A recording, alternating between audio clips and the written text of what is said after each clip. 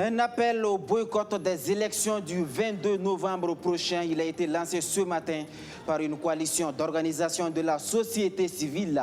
Le récent entretien du président du Faso avec des journalistes français est en cause. Roch-Marc Christian Kaboré est accusé de vouloir faire un deal politique avec l'ex-parti au pouvoir. Pour ces OSC, le double scrutin présidentiel et législatif n'est qu'une farce. Le cri de cœur des populations de Bingo à entendre également dans ce journal. Cette commune rurale de la province du Boulikiemté ne compte plus ses fils et filles emportés par l'affluent de la Volta Blanche. Chaque année, c'est le même scénario. En période de crue, le pont construit depuis les indépendances ne tient plus. Le gouvernement est interpellé.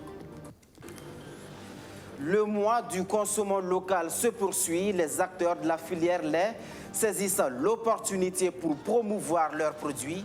72 heures pour mettre en exergue le lait local. La foire a ouvert ses portes ce jeudi à Ouagadougou. Bonsoir et merci de votre fidélité à BF1. Les élections du 22 novembre qualifiées de mascarade électorale par des organisations de la société civile et en tant que telles, elles invitent les populations à ne pas y participer.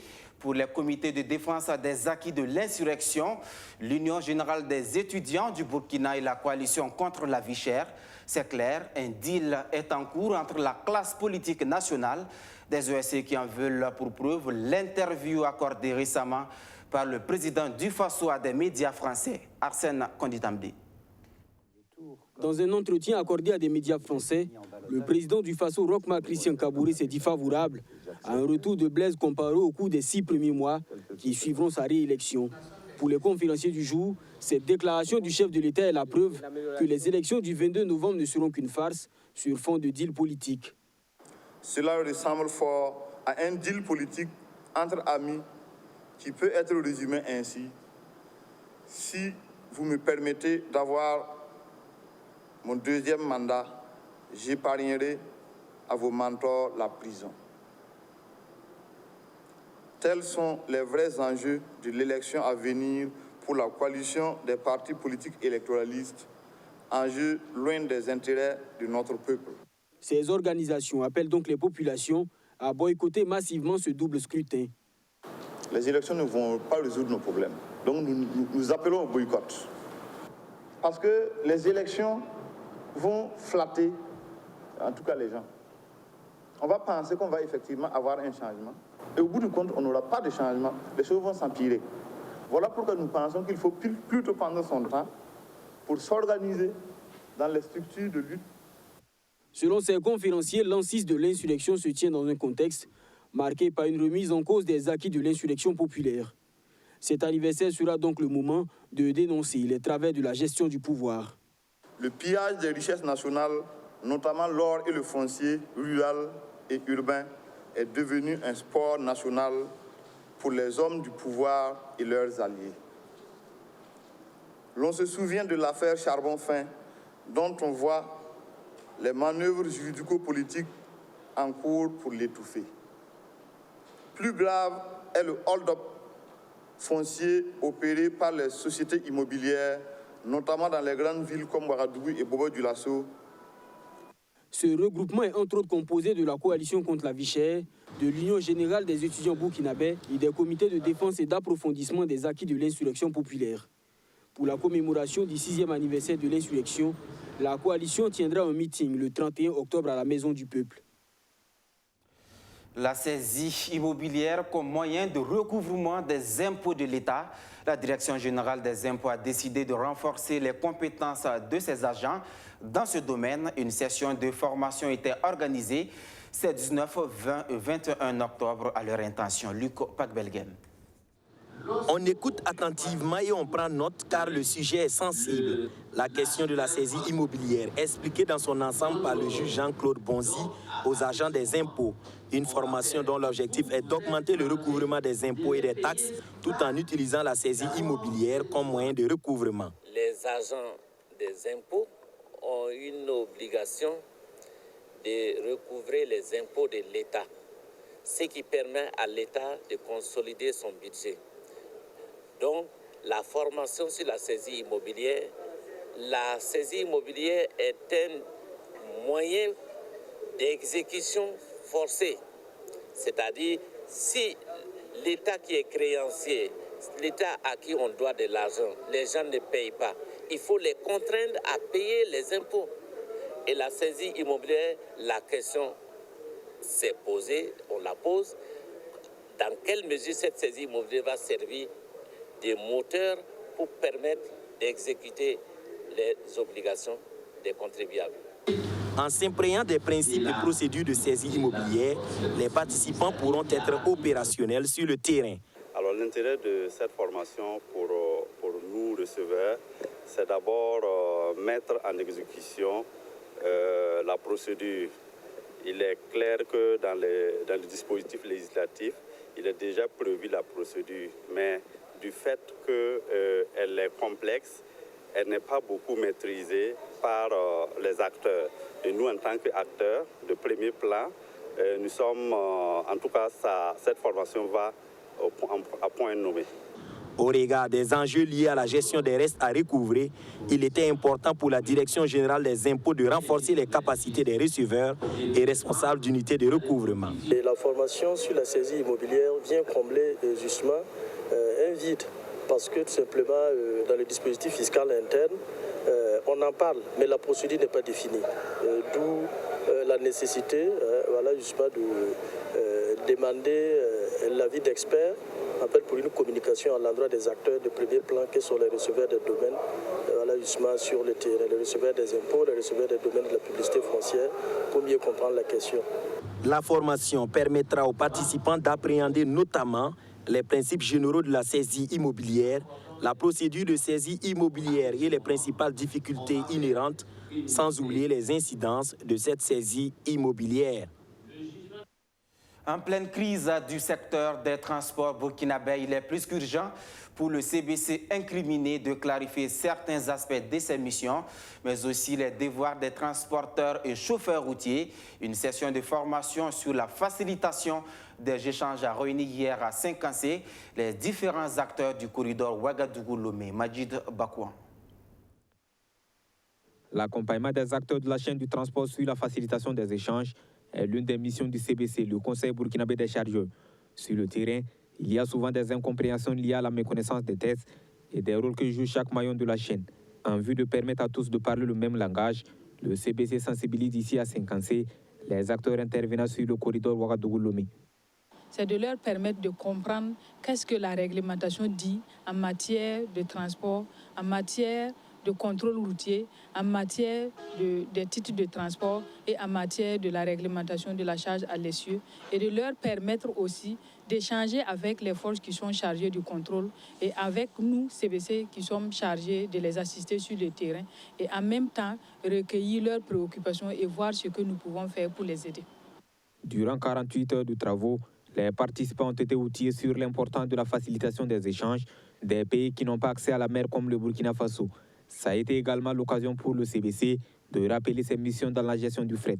Une mission qui fait des gorges chaudes. Elle a même motivé la grève des transporteurs ces derniers temps. Sur la gestion du fret, j'ai d'abord expliqué que la gestion du fret fait partie des missions du Conseil burkinabé des chargeurs, qui est chargé de la gestion du fret générée par le commerce extérieur du Burkina. Et j'ai également expliqué qu'est-ce que la réglementation dit en matière de gestion du fret, non seulement la réglementation nationale, mais également la réglementation bilatérale, parce que le Burkina a signé des accords avec les pays des ports de transit. Donc, leur expliquer comment la marchandise arrive au port, quelle procédure il faut suivre pour pouvoir avoir accès à cette marchandise et l'acheminer vers le Burkina. Prennent part à cet atelier des transporteurs, des forces de défense et de sécurité et des agents du Conseil burkinabé des chargeurs. Cette rencontre est la deuxième du genre organisée par le CBC, après celle de Dakola sur le corridor Ouagadougou-Tema au Ghana. Direction Koudougou à présent, où le projet de transport et de développement des infrastructures urbaines est mis en œuvre. La cité du Cavalier Rouge bénéficie dans ce cadre de 7 km de voirie et de 2,5 km de canaux de drainage à des eaux pluviales. Le démarrage des travaux d'aménagement est intervenu ce lundi après que le Premier ministre a inauguré l'avenue Philippe Zenda Kaboré de la ville récemment réhabilitée. Abdou Aziz Sari. C'est un nouveau visage que présente désormais l'avenue Philippe Zenda Kaboré de Koudougou dans le Boulkiemde. Cette voirie qui endommageait voitures et motos à cause de son mauvais état a été totalement réhabilitée au grand bonheur des populations. Oui, une satisfaction totale parce que ça permet aux usagers en tout cas d'être à l'aise. En temps de pluie aussi, ça nous évite en tout cas certaines acrobaties qui peuvent entraîner des accidents. Donc merci en tout cas à ceux qui nous aident au quotidien. Et on souhaite que ça se prolonge. Parce qu'il y a beaucoup d'autres zones, il y a des nids de poules, des nids de dindons, si je peux me le permettre. Voilà, donc si on peut arranger tous les goudrons comme ça, ça peut nous permettre. L'avenue Philippe Zenda Kaboré à peine inaugurée que le Premier ministre embarque dans le bulldozer. Cette fois-ci, Christophe Dabiré lance les travaux de bitumage de la rocade de Koudougou, longue de 7 km. Dans 6 mois, cette route de contournement ne sera plus celle qui rime avec poussière et nid de poule. Le développement est un processus dynamique et continu. Nous avons inauguré une voie tout à l'heure. Nous lançons les travaux d'une voie de contournement maintenant. Cela veut dire que le développement est en marche au niveau de Koudougou. Je suis très heureux et je salue vraiment la population de Boulkiemde, la population de Koudougou, qui est sortie massivement pour venir accompagner cette opération. Et nous sommes convaincus qu'elles seront là lorsqu'on aura besoin d'elles pour pouvoir avancer dans le processus de développement national. S'adressant aux entreprises en charge des travaux, le ministre des Infrastructures se veut clair. Il n'acceptera pas de retard dans l'exécution des travaux. Mais il ne faut pas nous décevoir. Il ne faut pas décevoir les chefs coutumiers, les populations de Koudougou. Parce que nous voulons, dans 6 mois, le délai c'est 6 mois. Quand nous allons revenir ici dans 6 mois, nous voulons trouver des travaux bien exécutés. Étant donné que nous vivons déjà avec le coronavirus, ne venez pas nous dire demain que c'est le Covid qui fait que les travaux sont là. Parce qu'il y a plus de quarantaine, donc prenez les mesures de protection et veillez à la sécurité des travailleurs et des populations, mais faites en sorte que ces travaux commencent le plus rapidement possible. Plus de 3 milliards de francs CFA, c'est le coût global des travaux. Il est entièrement financé par la Banque mondiale.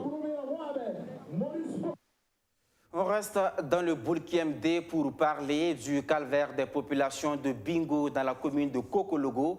Dans ce village, les pertes en vie humaine sont légion du fait de l'état de dégradation avancée de l'unique voie de franchissement dont disposent les populations. Outre les nombreux décès occasionnés par ce passage de fortune, il y a l'économie qui est totalement plombée. Photo de route pour les transactions commerciales et même que le secteur de l'éducation prend également un coup. Là, ça a d'assister impuissante à la mort programmée de leur village. Les populations en appellent aux autorités du pays. Alexis Belemnaba. Bingo, dans la province du Boulkiemde, est l'une des communes traversées par un affluent de la Volta Blanche. Kwanga et Silgo sont coupés en deux par cet affluent. Le seul pont bâti depuis les indépendances sert d'unique voie de communication entre les populations d'une dizaine de villages. Cet ouvrage de franchissement est lui aussi en état de détérioration avancée. Chaque année, ces villages environnants enregistrent des pertes en vie humaine. Ce pont est un tueur silencieux. Personne n'en parle. Chaque année, il y a des vies humaines que ce pont fauche. Je vais dire que quand je dis ce pont, l'eau emporte. Et si vous voyez, nous avons fait la ronde, il y a beaucoup de tombes, on ne peut pas vous montrer. Il y a l'une des dernières drames qui s'est passée ici, c'était la femme enceinte et son enfant qui partaient dans son village. Ça touchait tout le monde. On a pu identifier plus de 9 tombes. Et il y a des tombes qui sont enfouies. Il y a des personnes qui ont perdu la vie, qui ne sont même pas de ce village, en traversant pour aller peut-être à Koudougou, qui ont perdu la vie. Les villageois sont obligés de les inhumer. Et vous voyez ce qu'on appelle la tombe inconnue.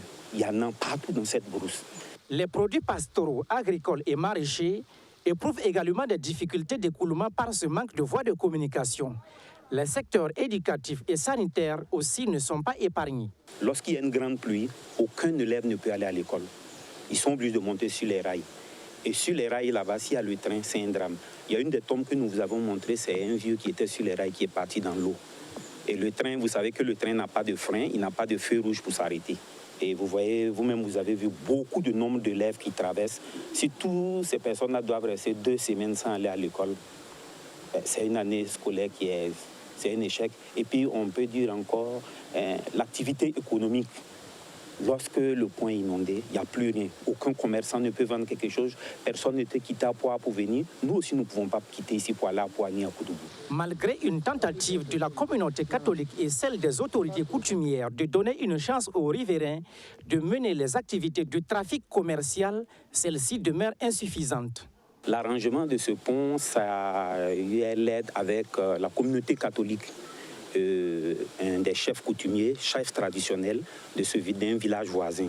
Et les gens se sont aidés avec du sable, du gravier, et ils les ont aidés avec du ciment pour qu'on puisse rebâtir, disons, raccommoder. Puisque je sais, s'il y a une grande pluie encore, si vous venez, vous allez dire que non, c'est pas possible, tout va partir. Et je passe pour remercier vraiment la communauté catholique, le chef de Tanguin, qui ont mis la main à la poche pour que cette petite initiative puisse avoir lieu. Mais c'est encore, comme on dit, c'est en attendant. C'est donc un ouvrage de fortune. Un appel est lancé au gouvernement afin de trouver des solutions pour apaiser la souffrance de cette population de la commune de Bingo, dont une dizaine de villages sont coupés du reste des villes environnantes. Retour à Ouagadougou où les 72 heures du lait local battent leur plein. Pour la 6e fois, les acteurs de la filière lait associent vente de leur production et réflexion en vue d'un développement durable de leur domaine. Dans un contexte de crise sanitaire liée à la Covid-19, l'idée est de trouver des voies et moyens pour parvenir à la résilience de la filière. Rémi Lambert-Nébi. La filière lait est l'un des secteurs de production qui a subi dans l'ombre les conséquences des mesures de restriction prises dans le cadre de la lutte contre la Covid-19. Les activités de production et d'écoulement ont subi des impacts négatifs durant la phase de pic de la pandémie, avec une baisse de la production allant de 40 à 96% dans certaines laiteries. Il y a des villes qui ont été mises en quarantaine, donc ça a impacté le marché du lait et surtout l'approvisionnement de certaines laiteries. Donc nous avons aussi le couvre-feu. Le couvre-feu, le lait est payé autour de 18h, 19h jusqu'à 20h. Donc on n'avait plus de marché. Et ce qu'il y avait, avec la fermeture des écoles aussi, il y avait des laiteries aussi qui avaient la fourniture du lait à l'école et qui ont perdu en quelque sorte aussi ce contrat-là. Donc nous avons estimé, à tout casser, à près de 23 millions, en tout cas, de pertes de marché pour les laiteries. Cette 6e édition des 72 heures du lait local est alors l'occasion pour les acteurs de la filière de réfléchir sur les mécanismes de résilience aux éventuels chocs qui pourraient affecter le secteur. Au terme des réflexions, on va avoir des actions et des propositions d'action pour qu'on puisse faire face à la pandémie ou à certaines crises. Les crises que connaissent le secteur sont saisonnières, mais de façon permanente, le lait local fait face à la concurrence du lait en poudre. Une concurrence dénoncée en tout temps par l'Union nationale des mini-laiteries et producteurs de lait local et qui interpelle au plus haut niveau. La lutte contre cette concurrence ne vient pas seulement du ministère des Ressources humaines. Nous avons produit de la qualité. Mais nous interpellons nos collègues à ce qu'effectivement, au niveau gouvernemental, nous puissions mettre fin à cette concurrence déloyale. Le problème même, c'est que ce n'est pas de la concurrence pour des produits normaux.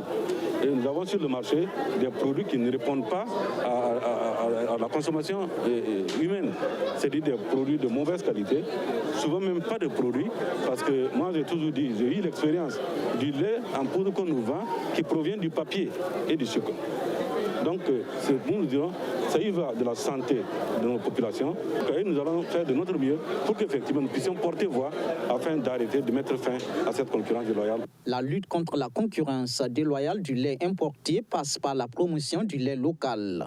Durant 72 heures, des produits laitiers naturels sont mis à la disposition du clan public dans l'enceinte du CFPO 6 à proximité du rond-point des Nations Unies. Pour soutenir les acteurs, l'UMPLB a procédé à la remise de matériel de collecte, de production et de conservation d'une valeur de 30 millions de francs CFA à 20 mini-laiteries avec l'appui financier de l'ONG Oxfam. Cap à présent sur la région du centre-est où la police de l'eau a sévi, 62 unités de production d'eau préemballée visitées, 6 a suspendu. L'équipe composée de forces de l'ordre, d'agents de santé, d'assainissement et d'environnementalistes a sillonné plusieurs localités. Majid Bakouan. La qualité de l'eau est une préoccupation pour le ministère de l'eau et de l'assainissement. Ces dernières années, il y a une prolifération des producteurs d'eau préemballée au Burkina Faso. Au regard de l'impact de ces eaux sur la santé de la population, plusieurs actions sont menées par la police de l'eau. Ce 15 octobre, elle est en visite inopinée à l'unité de production d'eau préemballée Benita de Koupela, dans la région du centre-est. Munie de son kit mobile, l'équipe est sur place pour inspecter les conditions d'hygiène et s'assurer que l'unité est en règle vis-à-vis des textes en vigueur.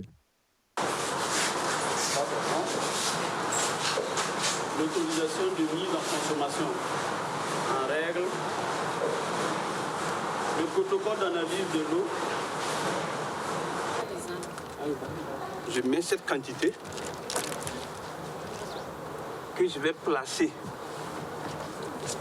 dans la mallette. Voilà. Premièrement, on va commencer par le pH, le potentiel hydrogène. Après vérification, tout semble parfait. Rien à reprocher à l'hygiène et à la propriété des lieux. Nous sommes vraiment sur un site d'un producteur modèle, comme on l'a dit, qui respecte vraiment les recommandations de la police de l'eau.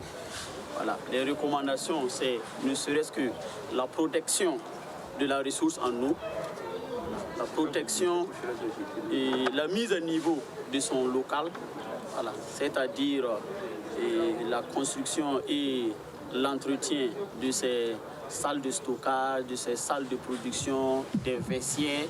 Voilà, l'ensemble de ces unités qui composent l'unité, vraiment, il a vraiment suivi les recommandations de la police de l'eau. La tournée se poursuit et l'équipe de la police de l'eau s'invite dans les locaux de l'unité de production d'eau préemballée Okira, à Gogo dans la commune de Gombouskou. Ici, sur 15 points vérifiés en termes de documentation, seulement 2 ne sont pas conformes.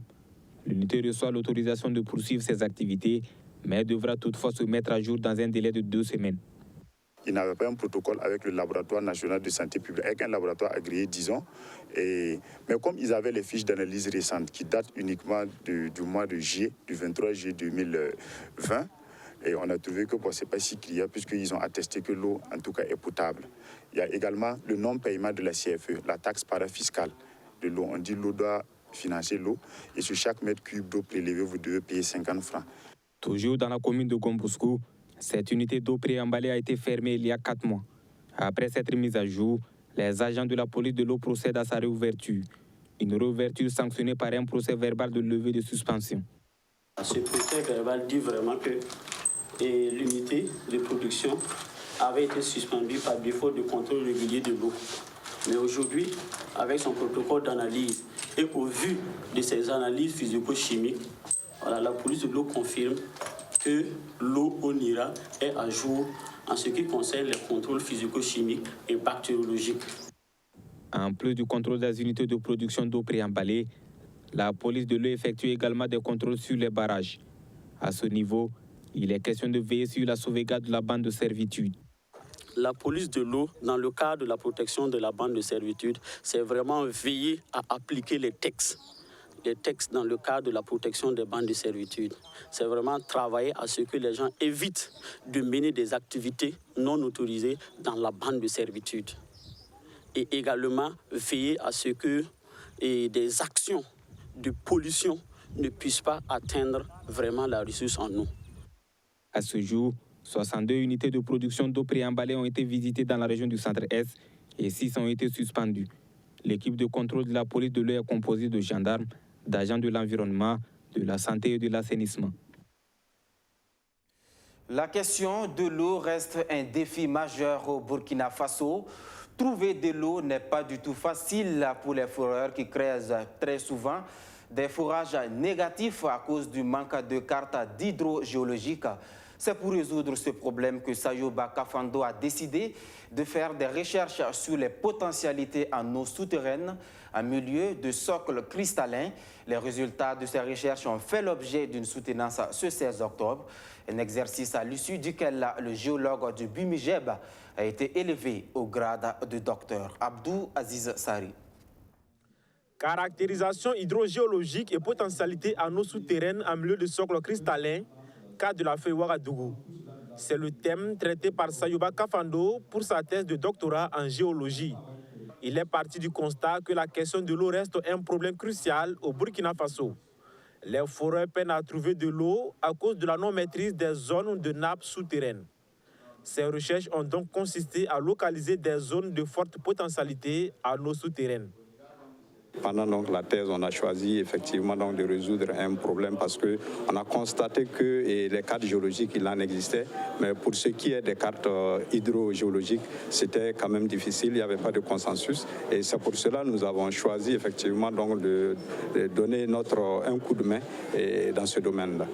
Le jury présidé par le professeur Martin Lompo juge les recherches de l'impétrant pertinentes. Pour lui, le thème est d'intérêt et le document a le mérite de poser les bases d'une cartographie des potentialités aquifères au Burkina Faso. En fait, quand on dit poser les bases, c'est parce qu'il n'en existe pas une. Et donc, c'est un début de travail. Et au moins, ce travail donne une orientation sur comment procéder pour arriver à une bonne carte hydrogéologique du Burkina.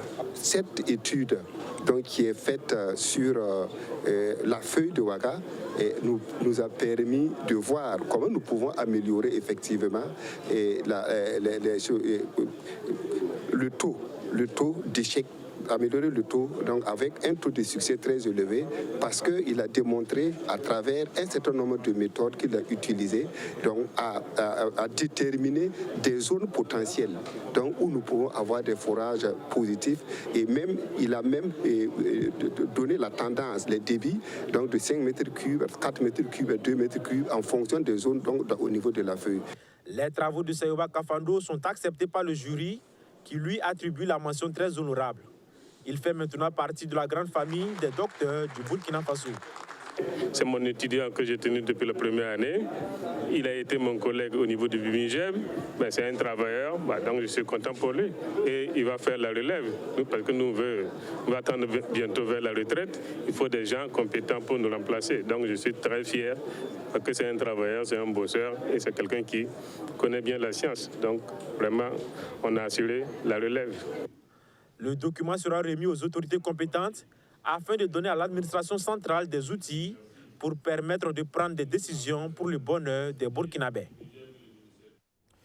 Ce 22 octobre, le monde entier célèbre la journée de l'énergie.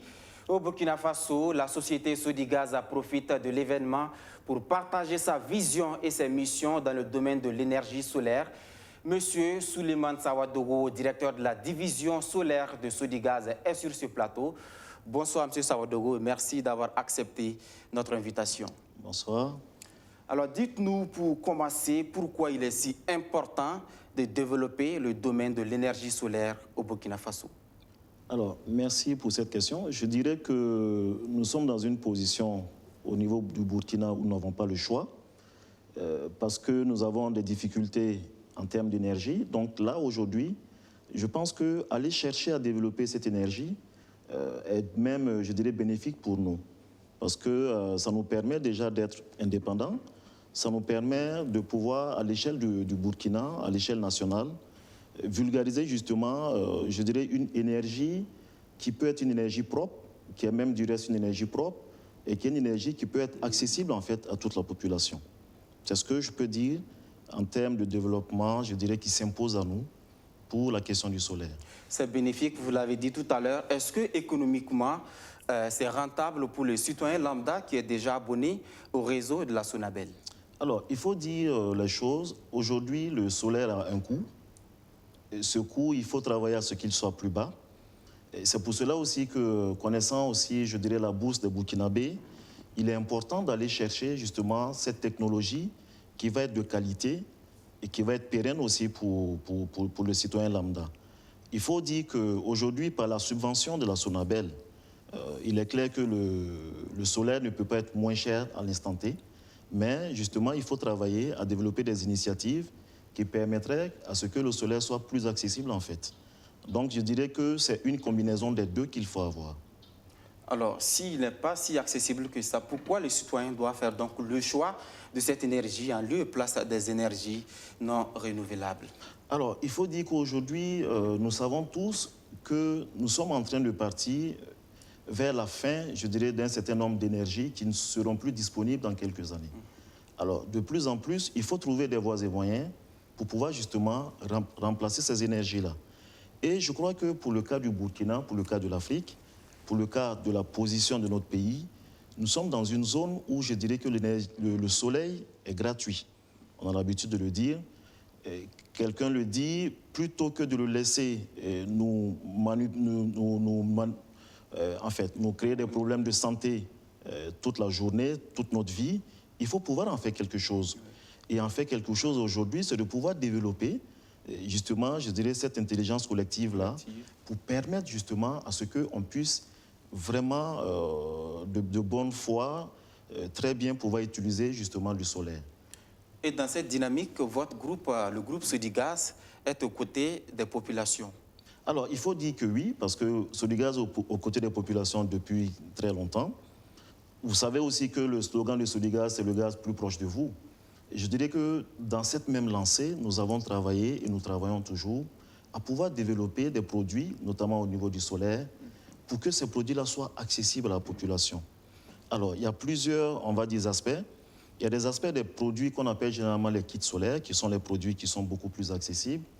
Ça va aller de la plus petite lampe torche jusqu'au système un peu plus complexe où vous pouvez avoir la télévision, vous pouvez avoir aussi la ventilation et l'éclairage. Donc, je dirais que nous travaillons fortement là-dessus, de sorte à ce que, justement, ces produits-là soient accessibles à la population. Alors, à ce niveau-là, il faut dire qu'aujourd'hui, le marché est aussi pollué de produits de très mauvaise qualité. Surtout. Et connaissant, je dirais, la bourse des Burkinabés, il faut justement que Sodigaz, qui est une entreprise citoyenne, puisse travailler justement à pouvoir se positionner dans ce secteur et donner justement, je dirais, un coup de main, sinon donner une nouvelle vision en matière justement du solaire. Donc c'est pour cela que nous travaillons à ce que nos produits soient des produits de qualité, soit des produits accessibles, soit des produits pour la grande masse. Je dirais que ça, c'est vraiment notre leitmotiv aujourd'hui. Et nous travaillons aussi pour des zones, je dirais, là où la Sonabel fait ce qu'elle peut, mais nous sommes toujours confrontés, je dirais, à quelques coupures d'électricité, malheureusement, qui peuvent être de diverses raisons. Nous travaillons à ce que les gens puissent avoir justement une autre source d'énergie qui permette de pouvoir continuer leurs activités. Ça, c'est au niveau résidentiel. Et plus loin, au niveau, on va dire, industriel, parce qu'il faut aussi connaître et comprendre qu'aujourd'hui, l'industrie aussi souffre de ce manque d'énergie. Nous travaillons aujourd'hui à mettre en place des solutions pour accompagner les industriels. Et à ce titre-là, je dirais que nous avons deux exemples que nous allons citer ici. Nous avons accompagné un promoteur burkinabé qui est bien connu de l'aviculture, pour lequel nous avons pu réaliser, et juste pour cette semaine, ça a été mis en service, je dirais, une centrale photovoltaïque d'une puissance de plus de 220 kW, qui lui permettra à terme, en tout cas nous l'espérons, ce que nous avons déjà fait aujourd'hui, je dirais comme test, de pouvoir faire des économies substantielles d'à peu près 40% de sa facture mensuelle. Pour nous, c'est un défi. C'est un défi parce que c'est un accompagnement de deux entreprises burkinabées. Et pour aller plus loin, nous avons aussi le cas d'une société immobilière qui, justement, a l'idée, un projet, je dirais, de lancer une cité qu'elle a appelée Oasis, qui va être fonctionnelle pour l'année prochaine, en fin 2021, pour lequel nous avons signé un contrat où nous allons leur réaliser, je dirais, une centrale photovoltaïque privée d'une puissance de 1,5 MW. Donc, pour ceux qui connaissent un peu l'idée, je dirais, l'exemple de Zaktouli, on dirait que c'est 30 fois moins puissant que Zaktouli. Mais le défi, il est où? Il est juste que nous avons aussi voulu accompagner cette entreprise pour pouvoir permettre à ces habitants-là qui seront sur cette cité de pouvoir bénéficier de façon, je dirais, permanente de ce qu'on va appeler l'énergie. L'énergie mixte, le mix énergétique, avec la Sonabel, avec le solaire, et puis, bien sûr, avec un petit pack batterie qui permettra, en cas de coupure, de pouvoir justement faire en sorte que les gens ne soient pas dans l'obscurité. Donc, voilà ce que nous pouvons dire pour notre participation, je dirais, à cet essor-là de la recherche de l'énergie au Burkina. Voilà. Et dans cette dynamique, vous aviez des projets, des partenaires qui vous accompagnent? Oui, bien sûr. Je dirais qu'aujourd'hui, à l'international, nous travaillons avec des entreprises de renommée, mais nous travaillons surtout au niveau burkinabé pour tisser des partenariats forts, des partenariats avec des entreprises qui existent déjà dans le domaine de la fabrication, du montage. Et il y a des projets, je dirais aussi, au niveau interne, pour pouvoir développer des chaînes d'assemblage, de préassemblage sur, on va dire, au niveau du Burkina, pour permettre justement de rendre plus accessibles nos produits. Donc oui, nous travaillons à ce que vraiment les partenariats soient très forts avec les entreprises au Burkina. D'accord. Voilà. Ça sera tout. Merci, Monsieur Souleymane Sawadougou, directeur de la division solaire de Sodigaz, pour tous ces éclairages sur l'énergie solaire. Mesdames et messieurs, c'est tout pour aujourd'hui. Merci de votre fidélité partout au Burkina Faso et plus précisément à Gogo dans le Zone Ouégo. Bonsoir chez vous.